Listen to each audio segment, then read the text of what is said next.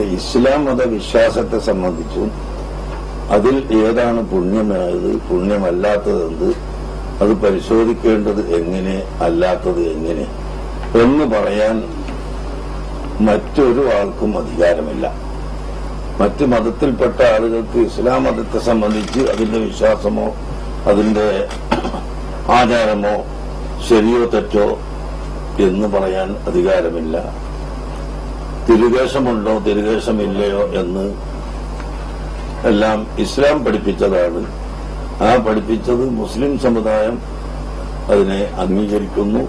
അതിലാരെങ്കിലും അഭിപ്രായ വ്യത്യാസമുള്ളവർ ഉണ്ടെങ്കിൽ അവർ ആ അഭിപ്രായ വ്യത്യാസവും പറയുന്നു എന്നല്ലാതെ മറ്റ് സമുദായത്തിൽപ്പെട്ട ആളുകൾക്ക് ആർക്കായാലും ഇതിൽ കൈകടത്താൻ അധികാരമില്ല. ഇത് കൈകടത്തിയാൽ അത് ഇവിടെ ഏറ്റവും വലിയ വിപത്ത് ഉണ്ടാക്കി തീർക്കുകയും വർഗീയതയിലേക്ക് അത് വലിച്ചെടുക്കുകയും ചെയ്യുമെന്നാണ് അതിനെ സംബന്ധിച്ച് പറയാനുള്ളത്.